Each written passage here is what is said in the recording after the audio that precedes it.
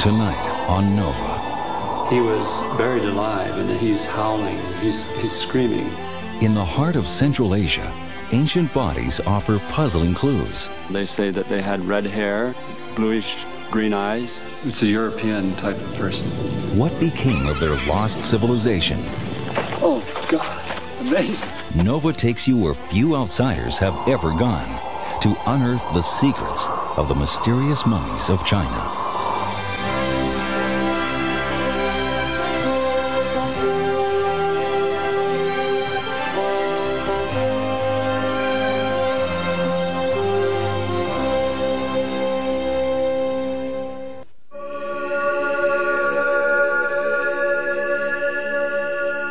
The desolate wastes of the Takla Makan desert, at the heart of Central Asia, are haunted by an ancient mystery. It was here long ago that East and West, two of the greatest civilizations on Earth, made imperceptible contact. And here that faint traces of ancient life have long pressed a deep and vexing enigma. Did the civilization of ancient China arise in isolation? Or was there an unremembered link with the cultures of the West? Now the echoes of voices long silent are offering startling testimony.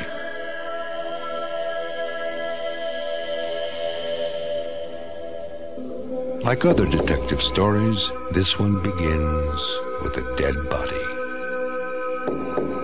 This woman and others like her are as old as 3,800 years, yet remarkably well preserved. More startling yet, the mummies are clearly not Chinese, but they may provide evidence to solve the riddle of ancient China's interaction with the West.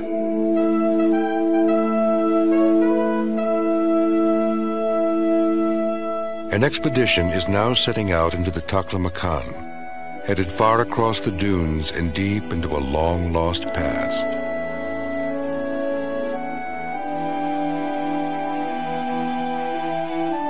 The quest to reclaim the mummy people's story began when Chinese scholar Victor Mayer virtually stumbled on the most important find of his career. In 1987, I went into the museum in Urumqi and walked into this room that was full of mummies, and I couldn't believe what I saw. The label said that they dated back to 1000 BC. They looked as fresh as though they had just been exhumed a week or two ago. From that moment forward, I was totally enchanted with the mummies. Also here is archaeologist Janine Davis Kimball, who specializes in ancient nomadic peoples.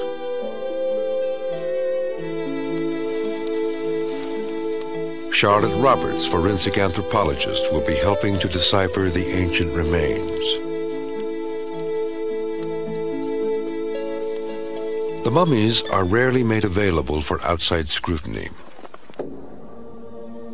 But the Chinese archaeologist who found this woman lying exposed on the desert sands allows the team to see her. This corpse was found on the surface, close to the surface of Tomb 2. According to Mr. He, it was partially dismembered and was a sacrificial victim for the main occupant of the tomb. He believes that this person was from another tribe and that it was sacrificed in respect for the main occupant of the tomb. Her eyes have been gouged out. She's lacking her arms beneath the elbow joints, and from the pelvis down below, there's nothing remaining. Can we actually look at the pelvis? So there are no leg bones at all? No leg bones at all. Yeah. They've been jerked out or yanked out, according to Mr. He. Oh, looking at the pelvis, she's quite young, actually. If you look at the surface here, you see a ridge and furrow pattern, which is characteristic of a young person. Yeah. So there were no leg bones at all? No. It is a fascinating yet oddly intimate encounter with a woman who lived and suffered more than 3,000 years ago. More chilling yet is the fate of an infant child, found buried below the woman on the surface. Charlotte, how old would you say this child is? Well, I can just see the incisor teeth in the lower jaw. This would indicate a person about the age of 1 year, but could be as young as 8 months or as old as 16 months. This little baby boy was found in a hole over the main occupant of the grave. His head was inserted head first, and his feet were sticking up.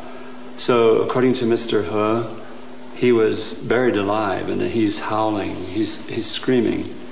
Also, Mr. He says that there are traces of mucus coming out of his nostrils and traces of tears. So, according to Mr. He, this child was sacrificed again for the priestess. 可以看看这个里面。 Oh, I can see the hand little there. hand clenched. Oh, beautiful. The visitor's attention is drawn to the fabric wrapping the tiny body. It was not made by the Chinese, who hadn't yet acquired the craft of weaving wool with such sophistication. Where did the little boy come from? And very fair-haired too. Almost reddish. If you actually look at the profile, the nose is quite large and long. Long nose. Yeah, although at this age we wouldn't really want to say much about ethnic affiliation. There is no uncertainty about the ethnic origins of the body buried in the main chamber below the other two. This perfectly preserved mummy was a woman of about 40. 从人种来讲，它是属于欧罗巴人种。 It's a European type of person. 是属于欧罗巴人种，所以她的身比较高。 So she's quite tall. She's 1.72 meters. 这个鼻骨也很高。 Her nose is very high. These mummies were not embalmed. Their amazing preservation is due to the dryness and salinity of the desert soil. This is the mistress or the lady of the main occupant of the tomb. 我估计啊，就是在部落打时候，那个青年妇女和小孩是被他的人抓住以后为他殉葬的。 He thinks that there was a war and that these other sacrificed victims were captured in the war, and then out of respect for her, they were buried with her. From this cemetery, there have been 17 desiccated corpses found, all in quite good state of preservation. But the most beautiful one is this in our museum. 第一次看到她，当我把她从墓葬里抱出来的时候，我就发现她是世界上最漂亮的一个女人。 When I brought her out of the grave and held her in my arms, I realized that she was the most beautiful woman on earth. 我抱了一个很漂亮的女人。 I was startled. I was holding the most beautiful woman on earth. 就是如果我就说她是现在活着的话，或者我自己早3000年以前的话，我一定娶她。If she were alive today, or if I were alive 3,000 years ago, I would certainly make her my wife.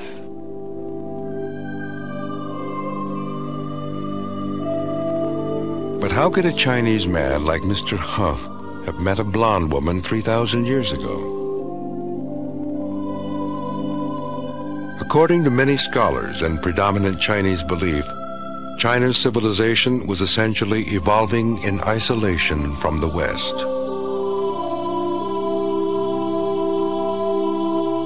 Though it concerns a distant past, the question resonates in the present.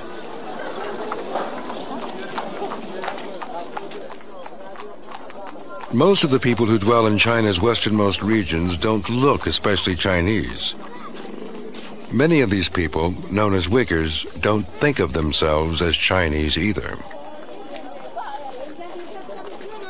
In recent years, some have called for autonomy from China, and to them, the mummies are proof that their ancestors were an ethnically distinct group, here long before the arrival of Chinese conquerors. As a result, the question of the mummy's ethnic identity is a sensitive matter.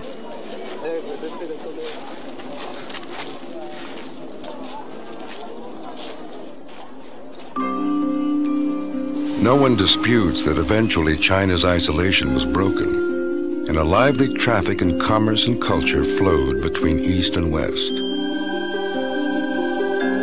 To this day, weathered beacon towers rise from the arid wastes, drawing the traveler's eye to the path of the fabled Silk Road. Beaten into the land by traders' caravans and conquering legions about 2,000 years ago, it was the interstate highway of the ancient world, a bustling corridor where disparate cultures rubbed elbows and exchanged precious goods and ideas. The Silk Road, 4,000 miles long, spanned the entire world as the ancients knew it. At one end, the great civilizations of Rome and Greece. From there, the route made its way across the Near East and through the untamed Russian steppes. Those who survived the brutal winds and marauding pirates went on to confront forbidding mountains and white-hot dunes. Crossing the Takla Makan desert was the final ordeal, leading at last to China's frontier. Tales of the grueling trip have surely lent credence to the view that ancient China was beyond the reach of Western influence. Over the centuries, the Silk Road sprouted a civilization of its own. It was as fantastically long as it was oddly narrow, lined with imposing temples and thriving cities. It was thought that these structures were built by the Chinese, but it now seems that the architects were a little-known local people known as the Tocharians, who seem to have appeared in these parts over 2,000 years ago. Some of their cities were located remarkably close to the ancient mummy graveyards in the Takla Makan, suggesting that this mysterious tribe may be connected to the mummy people. To explore this idea, the team has asked its Chinese hosts to take them to a mummy burial site. Since the whole issue of the mummies is laden with political stakes, they are constantly accompanied by 2 Chinese officials.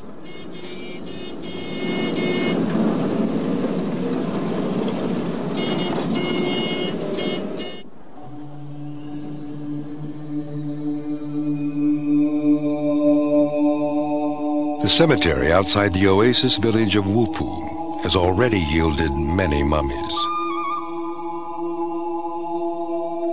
Jacob Satuhola, Regional Director of Archaeology, extends a warm welcome.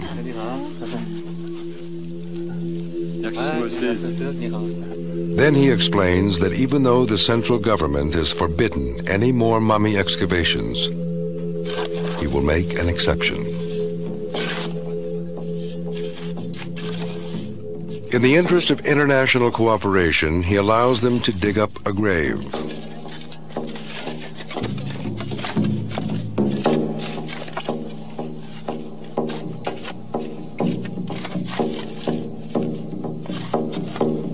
Only about 1 grave in 6 actually contains a mummy at this site, and many of the graves have been disturbed by grave robbers.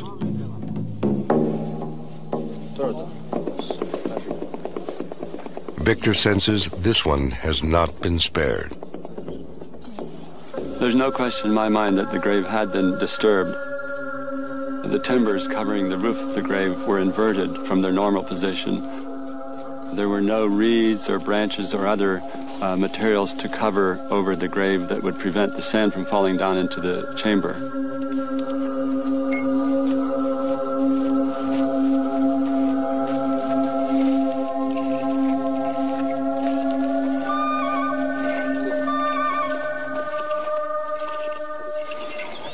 The grave goods, which should be down at the level that the back or the side is, the lowest point is where the grave goods should be. We're not quite down to that point yet. I can't tell what this is over here, Charlotte. Can you tell in this corner here? Is that a pelvis or is it... There's been some disturbance in the barrel. It's been disturbed, right.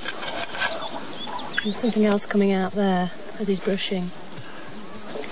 Normally we would see the skull or the head before we see the chest because the head is higher, thicker, and we would see that. And so far we've seen a chest and a hand that I've seen.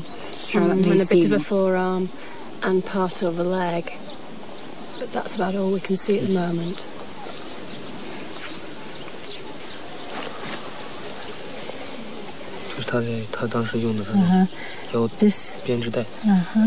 This is a piece of textile, but it's not a woven piece. It's done in a different technique that's sort of like a braid. And it probably was a piece of, like a piece of belting used on some part of their clothing. It feels like wool.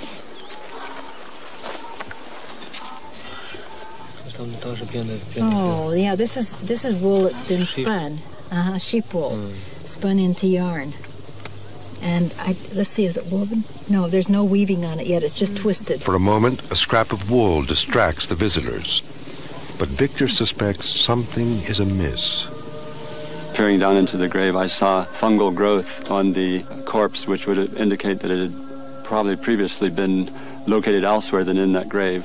And the fact that the corpse itself was quite well preserved, but it was headless, is inexplicable unless there was disturbance. It seems the Chinese had planted a headless body here to avoid the risk of unearthing a European typeface.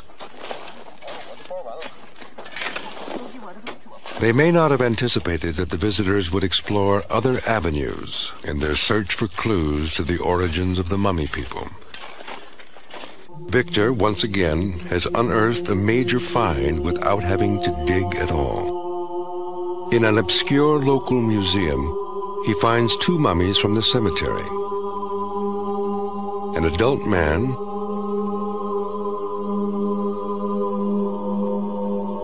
and a girl, surrounded by objects from her grave. She's quite young, and from what I can see, looking at the edge of the pelvis, there's a bit there that usually fuses around the age of 25, and that certainly hasn't fused. So she's probably around 18 to 20 years of age.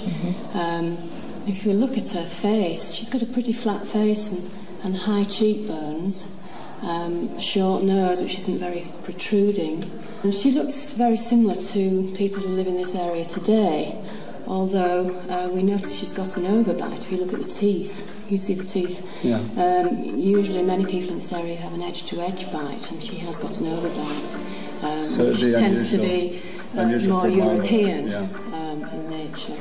We've got some preservation of hair here, and look at the fingernails. You see them? They're quite long and don't look like they've been cut for a long time. Interestingly, this young person looks like she's quite emaciated. Now that might be something to do with the mummification processes, desiccating the skin, but maybe she was ill for a long time. But certainly there's no evidence to suggest by just looking here what caused her death. She has very little flesh. Her fingers are very skinny. Beside the girl is a water bucket. And then on top of it is a piece of bread. And this whole apparatus, including the halter for the donkey, which lies beside her, indicates that they placed things in the burial for her trip to the next world or to use in the afterworld, which were very important, like the bucket which held a liquid, the bread, and the bridle for transportation. The male body, which was discovered in the late 70s, is faring far worse than it would buried in sand. The curators lack the funds to prevent the gradual disintegration of some of the most important human remains ever found. But this ancient man can still offer precious clues about his people. An oval face and reddish hair suggest European roots. His bronze earring and leather boots show his people were skilled artisans. They were buried wearing their clothing. They wore boots with felt stockings, caftans, trousers. So we know what they would have looked like when they were walking around and alive.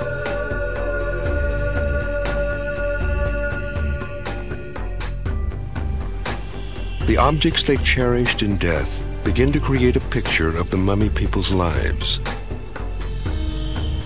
They were farmers who kept domestic animals and worked a land thousands of miles away from their ancestral turf.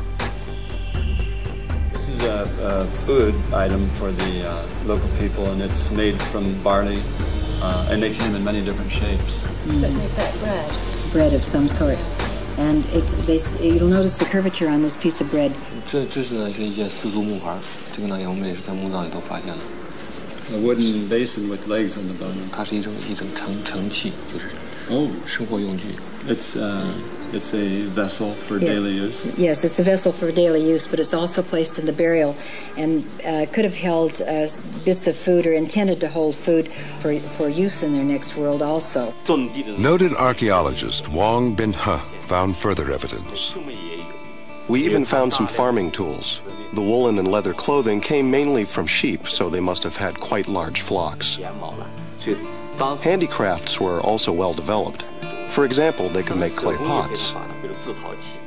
This was probably used by the priestess or the shamanka, the female priestess, to cure people. There's still evidence this is very possibly a little cultic cup made from clay, fired very nicely, and it has an extremely thin. When we have this expanding spiral. This spiral, right? This is very typical of nomadic people also. Hard to believe it's 3,200 years old. Cowrie shells from the sea, not naturally found within thousands of miles of this vast desert, give up a crucial piece of the puzzle. They must have been engaged in long-distance trade, because we see in their graves sometimes things like cowries. They would have had to acquire such things from distant peoples. These are actually the spindles, and this is the spindle whorl. This one is made out of wood, while this one is made out of bone. And they're different weights, so they would be used to spin different weight of rolled yarn. Of all the finds here, the woolen textiles are the most impressive. Woven into twill and tartan patterns, these are among the oldest fine woolen clothes ever discovered. This one has beautiful and harmonious colors. It has blue, white, and red. Also, the design and weaving is so wonderful. This piece is 3,000 years old. Strikingly similar to Celtic tartans from northwest Europe, the patterns in the weave are like ancient DNA, waiting to be decoded. Are they evidence that the mummy people share common origins with the people of Western Europe?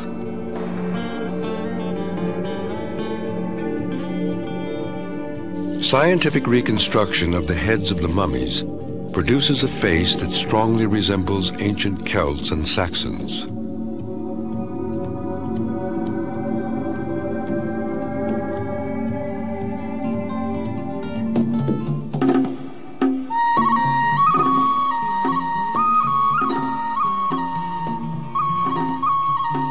The mummy people buried their dead in the barren desert, but lived in the oases along its edges. These islands of green are still home to farmers who have little contact with the outside world and use tools and methods that have barely changed over the centuries. Could their way of life harbor its own living relics? Fragments of an ancient time preserved like the mummies themselves. The team sets out to explore a nearby village. Charlotte wants to find out about patterns of health and nutrition, since those leave indelible marks on corpses and skeletons. Are there any problems, general health problems? Is there any dental disease? Problems that afflict present-day locals might explain defects found on the mummies and shed light on their way of life. Colds and flus and just general minor illnesses, but nothing major. Yeah, no. But you can see, like the one woman, she has a thyroid condition. Yes, I wondered if there was an iodine deficiency in the water. It turns out the local people enjoy good health, sustained by a balanced diet of cereals, fruit, vegetables, and meat from their livestock. But the condition of the livestock itself prompts an important insight about the past. Looking at the animals today, their wool is very, very poor quality. And in contrast, the textiles that we found in the burials are made from very, very fine quality wool. So that would indicate to me that they had trade with nomadic people who were living in the Tian Shan, who were in an environment that would produce a very fine quality wool. Today's farmers do in fact buy wool, meat, and timber from herders who live high in the mountains. Could this pattern date back to the Mummy people? I believe that the Mummy people must have had similar contact with ancient nomadic herders to weave such fine textiles.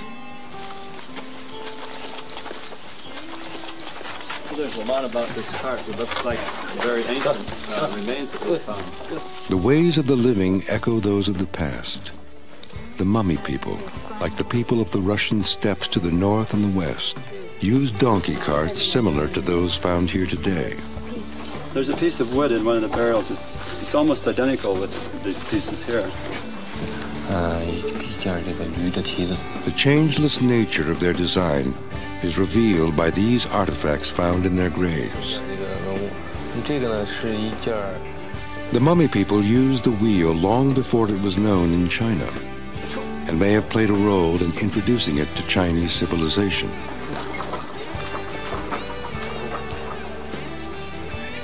In another reflection of the past, fir trees from the Tian Shan Mountains are used to fashion vessels and boards, like those the local women use for bread making.